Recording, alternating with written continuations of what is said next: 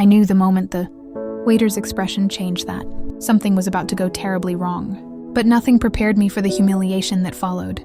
There I was, sitting at a table surrounded by people who claimed to be my family, listening to my own mother raise her glass and say, "She's the daughter I'm proud of," while looking straight at my sister. Everyone laughed, everyone clapped, and I sat there frozen, my cheeks burning. Then, as if the universe wanted to twist the knife just a little deeper, the waiter placed the $1980 bill right in front of me, as if I was the one who ordered a parade of overpriced dishes and cocktails. Tell me honestly, would you have exploded right there? Would you have paid it? Or would you have done exactly what I did next? The story didn't start with the bill or the toast. It started years back, when I first realized that in my family, love wasn't something freely given. It was something weighed, ranked, and distributed like a prize I somehow never managed to win. Growing up, I was the responsible one. The kid who got good grades, who followed the rules, who learned to cook, clean, and take care of things around the house. My younger sister Maya was the golden child. And yes, that's exactly what my mother used to call her. Sometimes jokingly, sometimes not. Maya was the spontaneous one, the loud one, the charming one. She could crash the car, fail a class, scream at our mother, and still somehow be treated like royalty. Meanwhile, if I dared to breathe wrong, I was reminded that I was being difficult. My mother's favoritism wasn't subtle, it was the wallpaper of my childhood. Fast forward to adulthood. I moved out at 18 because I couldn't take the imbalance anymore. I worked, saved up, found my own place, and slowly built a life where I wasn't constantly compared to Maya. But even after moving out, the favoritism didn't stop. Family gatherings always turned into Maya Hour, where every achievement of hers was framed like a miracle. She could get a job, huge celebration. She could lose a job. It's okay, sweetie, you're trying your best. Meanwhile, when I got promoted after 5 years of hard work, my mom said, "Oh, good. That means you can help your sister financially if she needs it." I swear, something inside me cracked that day. Still, I kept attending family events because despite everything, they were my family, and there was a part of me that hoped things might someday change. That my mom might someday see me, really see me, for the first time. That stupid hope is probably why I agreed to come to my mother's special dinner, as she called it. I'm still not sure if she used the word special because she planned to humiliate me or because she genuinely believed nothing was wrong with how she treated me. Both possibilities make me sad. She insisted we celebrate at this upscale restaurant, where the cheapest appetizer was more than my weekly groceries. I was hesitant, but she said, "Don't worry, sweetheart. It's my treat." For once, it sounded like a good step. Maybe she really wanted a fresh start.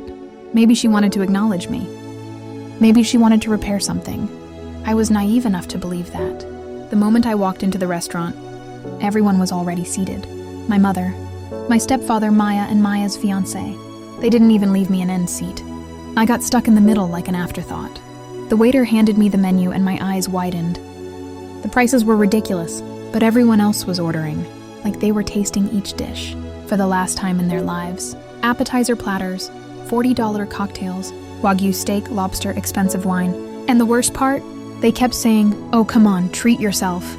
And tonight is all about family." At that point, my stomach was already nodding. Halfway through the meal, my mother stood up to make a toast. I didn't think much of it.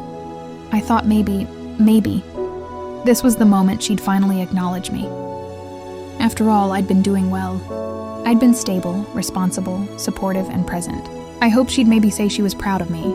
Instead, she raised her glass, looked directly at Maya, not at the table, not at all of us, but specifically at Maya, and said, with the biggest smile, "To the daughter I'm proud of.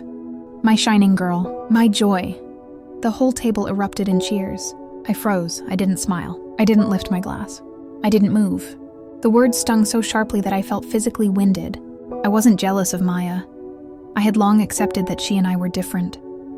But hearing my mother say something like that, in public, at a dinner I was invited to, knowing I was sitting right there, it was humiliating. It was cruel. And worst of all, it was intentional. She didn't say one of my daughters. She didn't say my daughters. She said the daughter. I felt the old childhood ache come back, sharp and familiar. And that's when the waiter showed up.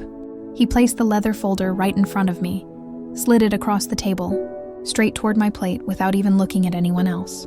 I opened it and my heart nearly stopped. The total was $1,880. I almost laughed because of how absurd it was.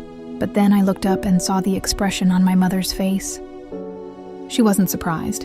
In fact, she looked relieved, as if this was always the plan. "Go ahead, honey," she whispered. "You make more than us. It's only fair." "Fair? Fair?" I stared at her. Then at the bill.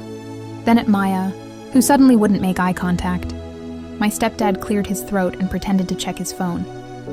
Maya's fiancé muttered something about forgetting his wallet. I was the only one with a job stable enough to afford things, so I guess they assumed they could dump the responsibility on me without even asking. This was the moment where everything inside me finally snapped. So that was the situation I was in. Publicly insulted, strategically cornered, financially ambushed. And before I tell you what I did next, I want you to pause for a second and think, really, think about what you'd do in my position. Would you pay almost $2,000 for a dinner where your own mother toasted someone else's, the only daughter she was proud of? Would you quietly swallow the pain and walk away? Or would you do exactly what I chose to do? I closed the bill, placed it gently on the table, and smiled. Not a kind smile, but the calm kind that comes right before a storm. I stood up, grabbed my bag, and said, "Since she's the daughter you're proud of, I'm sure she'll be proud to handle the bill." Then I started walking away. My mother's jaw dropped. She hissed my name like she was scolding a misbehaving child. "Come back here right now. Don't you dare leave!" I didn't even turn around. Behind me, Maya sputtered, I don't have that kind of money." And my mother shouted, "You're being ungrateful. You always ruin everything." But I kept walking. The waiter called after me, "Ma'am? Ma'am?" And I simply said, "They ordered everything. They'll manage." I walked out of that restaurant with trembling hands, a racing heart, and a weight lifting from my chest that I didn't know I had been carrying for years. I fully expected someone to run after me. Maybe my mother, maybe Maya, maybe anyone who cared enough to confront me. But no one did.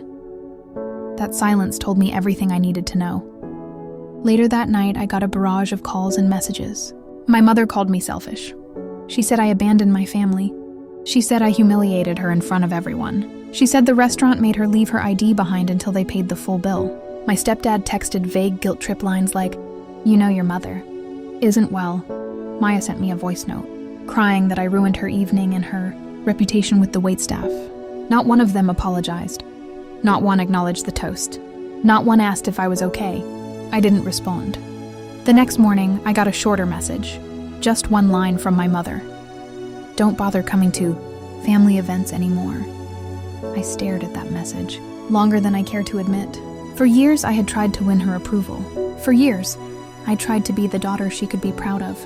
And all it took was a $1,980 bill for me to finally understand that nothing I ever did would change who she was. It's been 6 months since that night.